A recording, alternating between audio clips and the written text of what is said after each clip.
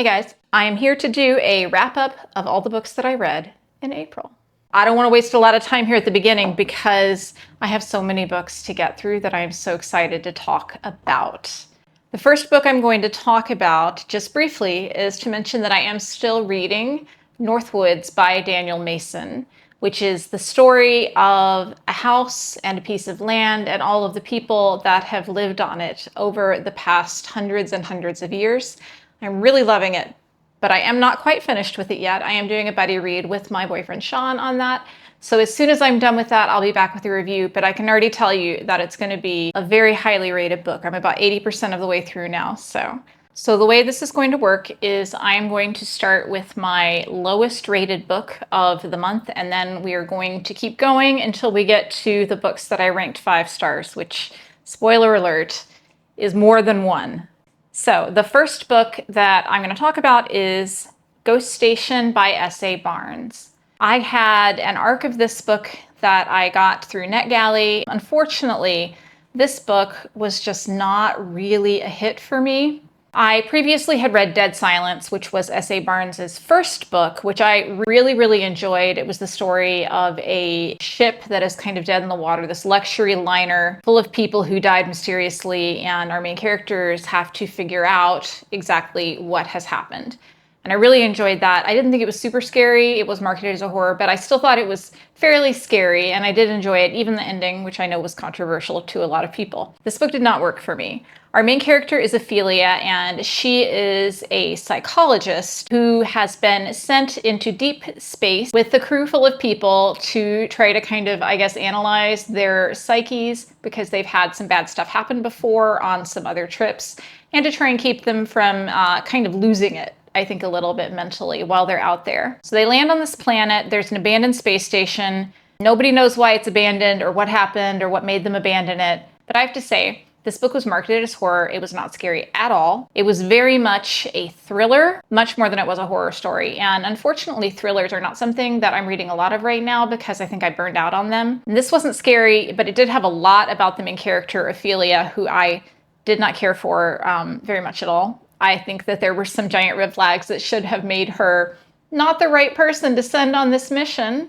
I'm not going to spoil it, but I've seen a lot of reviewers who were just super disappointed in this book, and unfortunately, I have to agree with them. I really did not like it. I didn't like any of the characters. I didn't care about the story. It really disappointed me after I gave S.A. Barnes' last book a 4-star.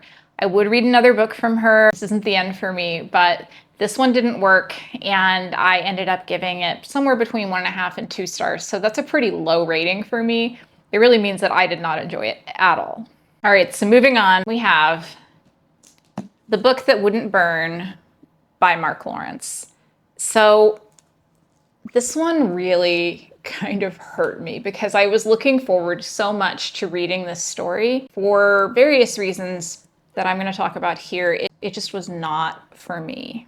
This is the first book in a planned trilogy. In this trilogy, there is this mysterious library. There are some differing opinions on who built the library or how big it is or where it came from. It's a very mysterious, almost magical kind of library. And we have 2 main characters in this world. We have a boy who has lived in the library for his entire life as far as he can remember. He has brothers and sisters who live there with him who aren't really his brothers and sisters, but these are the only people he has ever known. We also have a girl. She has been raised out in the desert. She's been raised among people who are considered to be kind of lower class without a lot of status. She somehow finds herself assigned to working in this library. And so the intersection of these 2 characters and their story is really what the book is about, as well as setting up this world and the history of this world and everything that goes into it. And I think that all of that sounds really fascinating, and in some ways it is, but I think what got me was honestly the pacing of this book. So this book is 560 pages long,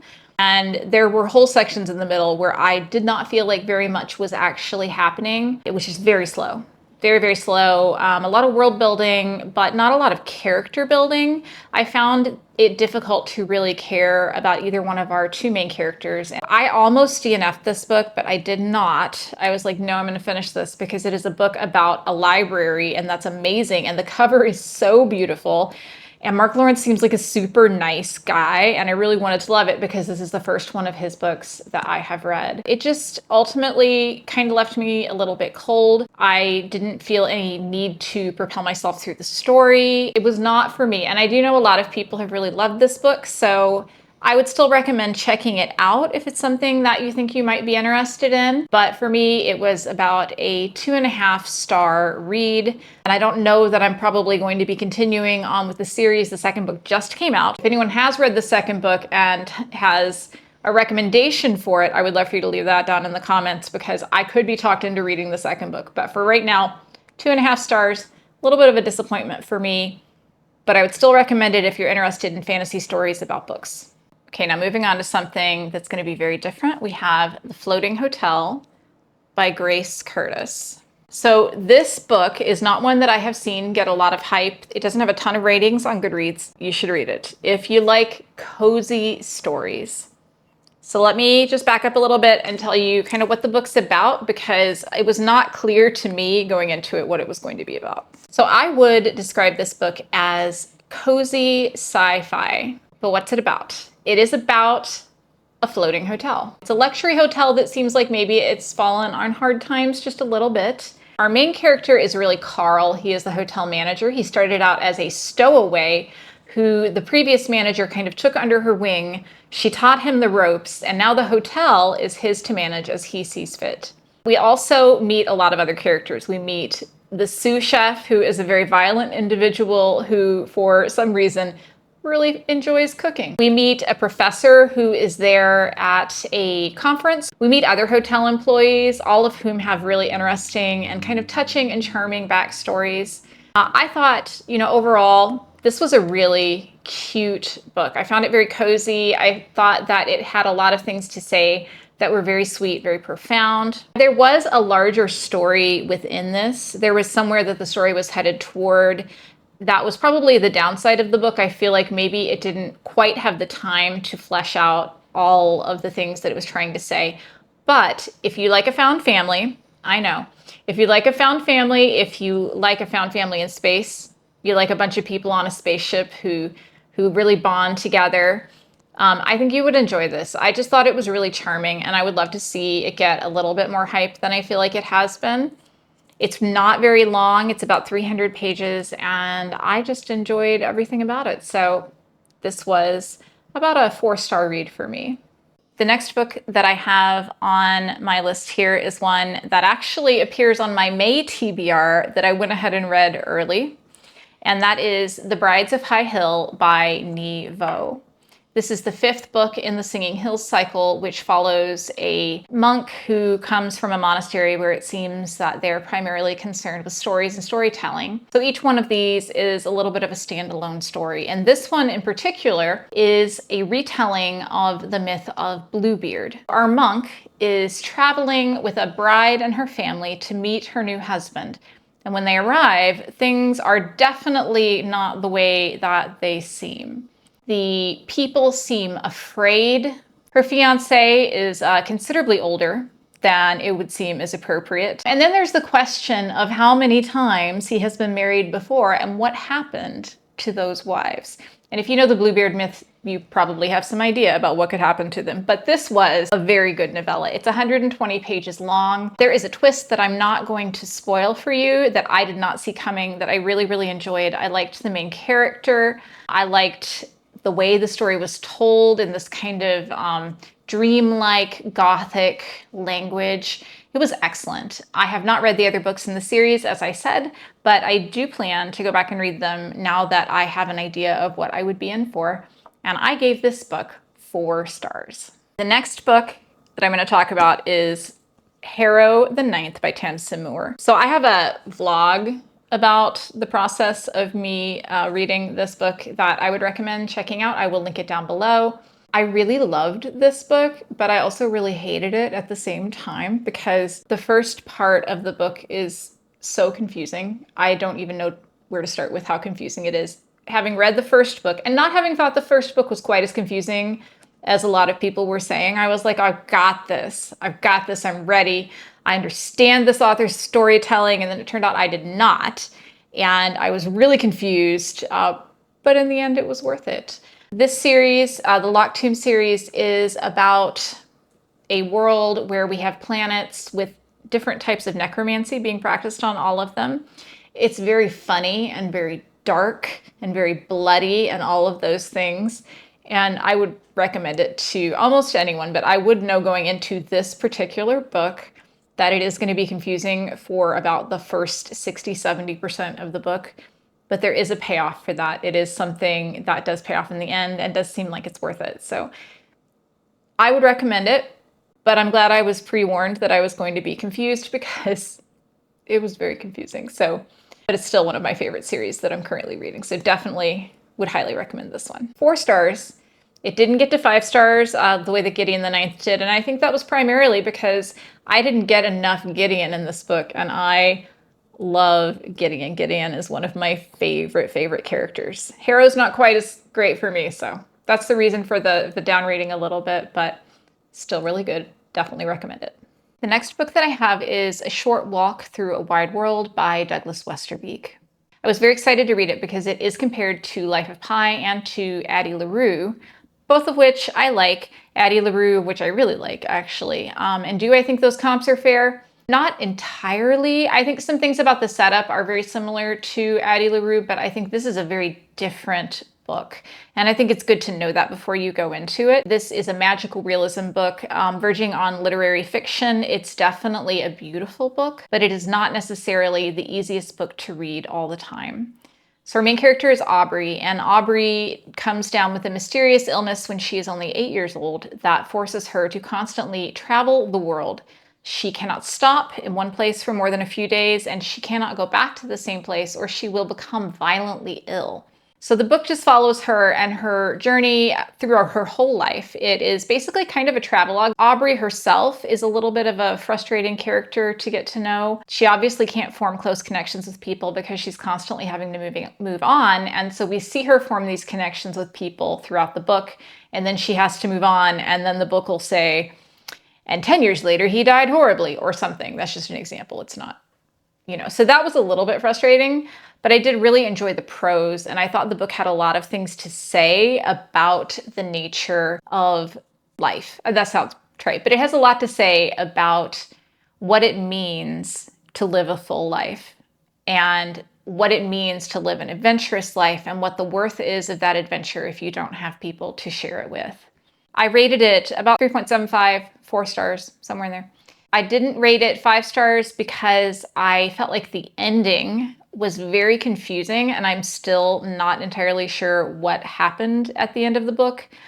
Do be aware that it is magical realism, and I don't know that there is a serious attempt to tell you what has been going on with her the whole book. I think there is some attempt. Like I said, I thought the ending was confusing.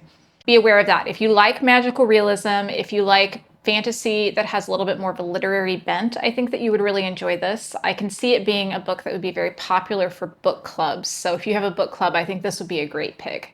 Now for a book that really surprised me, and that is The Bodyguard by Katherine Center. This book is about a female bodyguard named Hannah who is hired to protect a famous Hollywood actor named Jack while he's at home in his hometown in Texas, while his mother is having some health challenges and he's there for her. I wasn't expecting a ton. I've seen some really good reviews for this book, but I'm not that much of a romance reader necessarily, but I thought it sounded cute. And you know what? I actually really liked this book. I thought the romance was very charming, and I thought that there were some things that were really well done. The main character, her mother has passed away. That's at the very beginning of the book. That's not a spoiler. Her mother has passed away, and a lot of the book is her dealing with the death of her mother and dealing with the relationship that she had with her mother. And I thought that was extremely well done. I thought the grief was portrayed really well. I thought the characters were cute. I liked her kind of found family that she has. She has this group of other bodyguards. She works for an agency.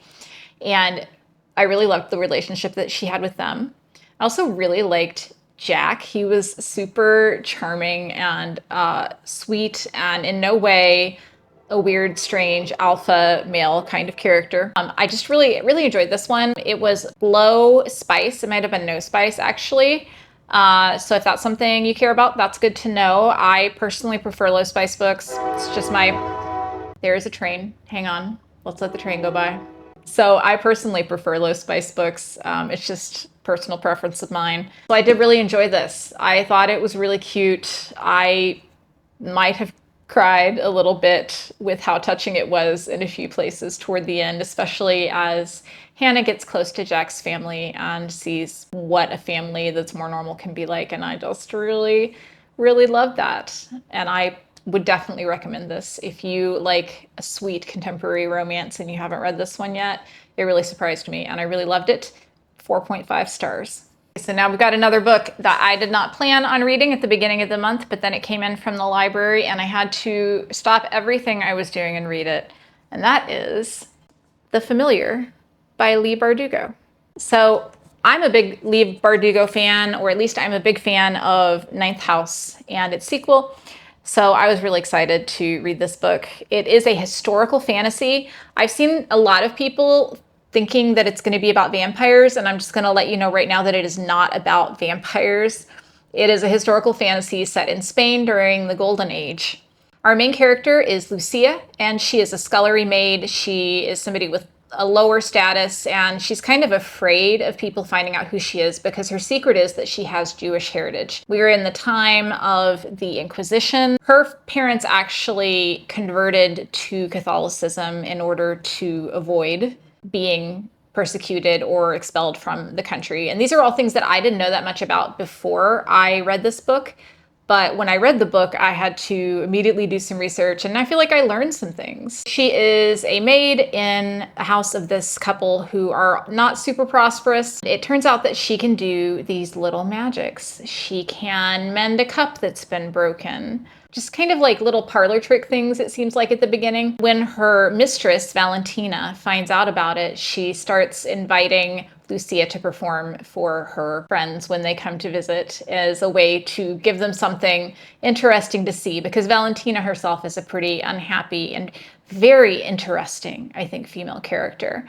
That's been going on for a while. She ends up getting the attention of someone who works for the king, and she gets enrolled to take a part in these trials, which will kind of prove who has the most angelic magic, who has this gift that's been sent by God, and that person will go to help the king.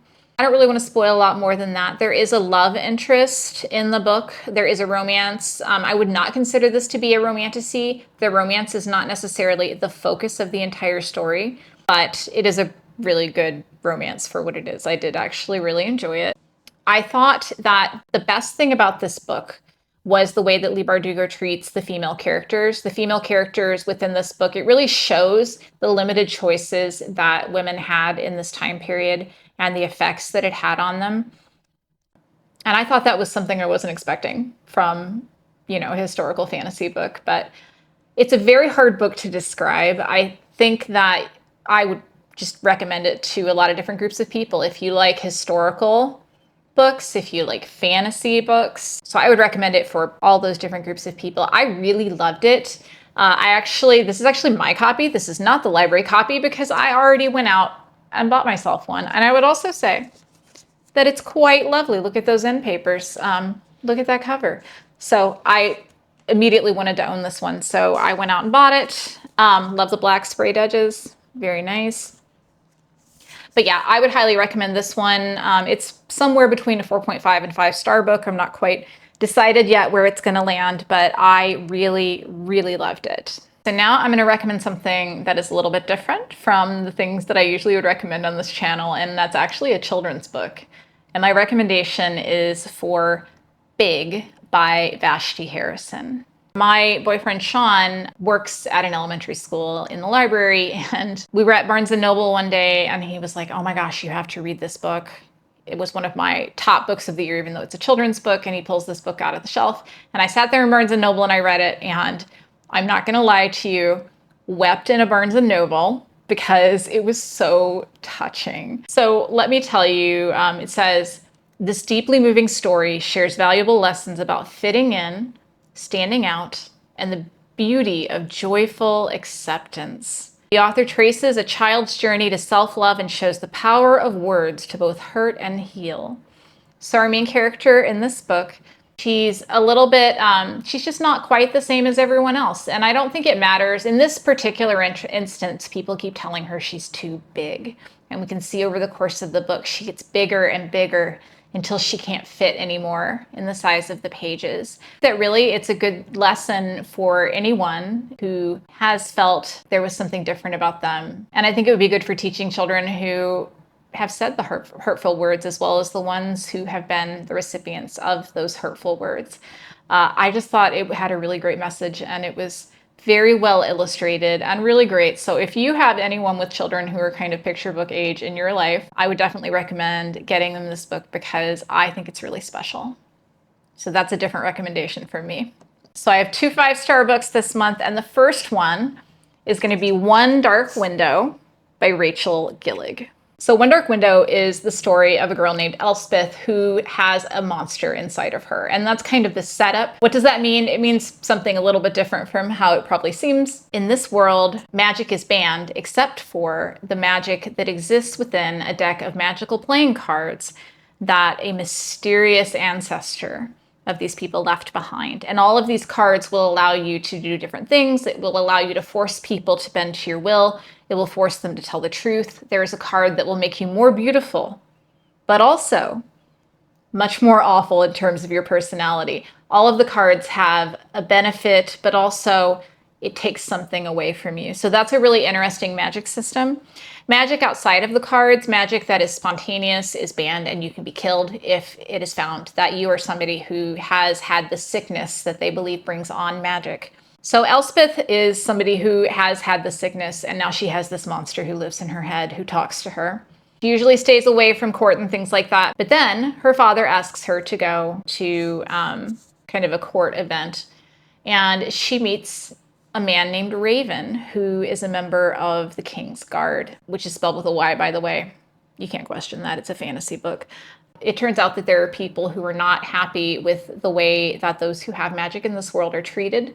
And there is a little bit of a resistance going on to try and overthrow the king and the royal family and everyone who's trying to keep this status quo. There is a romance. This is a romantasy. It is romance forward. Doesn't mean the world building's not good. I enjoyed the world building a lot.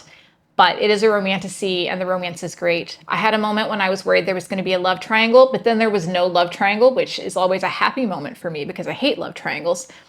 I thought that the male main character treated Elspeth well. I thought he was respectful for the most part. I didn't think it had any weird tropes. It was well written, and I really enjoyed it. And if you're looking for a romantasy that isn't like the ones that I think you always see recommended, this would be one that I would personally recommend. I really loved it.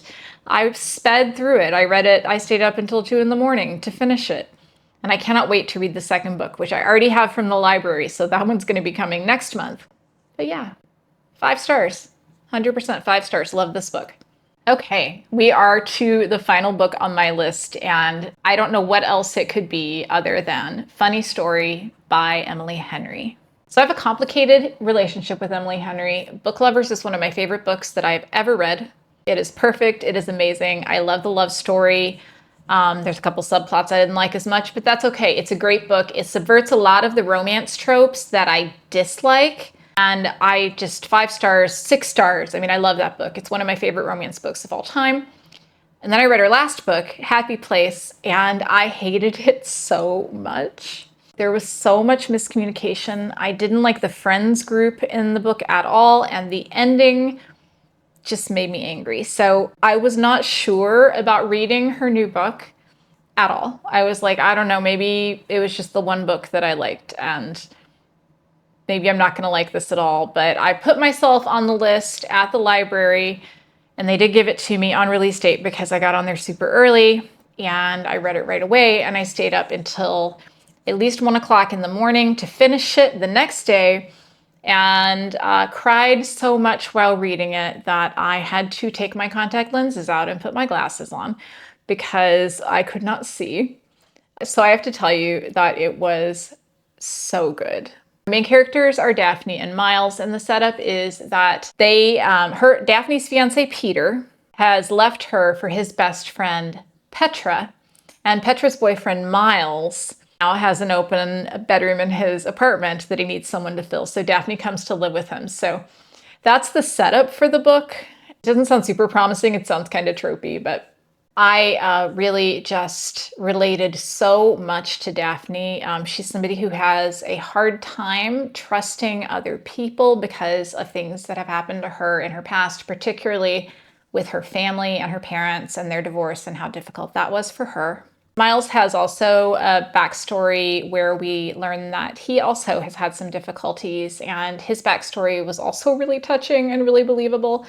I just loved Miles. I just thought he was such a respectful character. He was just, I don't know why anybody would have chosen Peter, say, over Miles, because Miles was just an awesome character. He had a beard, love a beard. He was just a great character. I just thought that the book dealt with a lot of really interesting themes, particularly how you overcome your family of origin to move on to a new love story for yourself. I loved that Daphne was a children's librarian, and that books and her love of books and her love of the kids at the library were so central to everything in the book. I mean, honestly, it was just about the perfect romance novel for me as far as I'm concerned. So I think if you're on the fence, like if you're like me and you didn't really love Happy Place, because I know a lot of people didn't like the ending, then I would recommend giving this one a try, because as far as I'm concerned, Emily Henry is back. My faith is restored, as long as it's not going to be that every other one of her books I'm going to like. But I can live with that too, because I just really love this book. And I would highly recommend it. 5 stars plus. Was my favorite read of the month, and I read a lot of really great books this month. So definitely check that one out. And that's it. It was a lot of books. It was a lot of great books. I only have one book that I really didn't like at all, and one book that I kind of didn't like, but in general, it was a really great month, multiple 5-star reads, so many things that I am going to remember and carry with me for a long time. I am looking forward to the next month. I've already started reading books for May, starting with the next book in the Stormlight Archives by Brandon Sanderson. So I am so glad that you spent a little bit of time with me here today, and I would really love to hear your thoughts on any of the books that I had in my list today. Let me know if I've talked you into reading anything, or if I've convinced you not to read anything. And if you've read anything that you really enjoyed, I would love to hear about that too. But in the meantime, I hope that you all have a great week, and I will see you in the next video. Bye.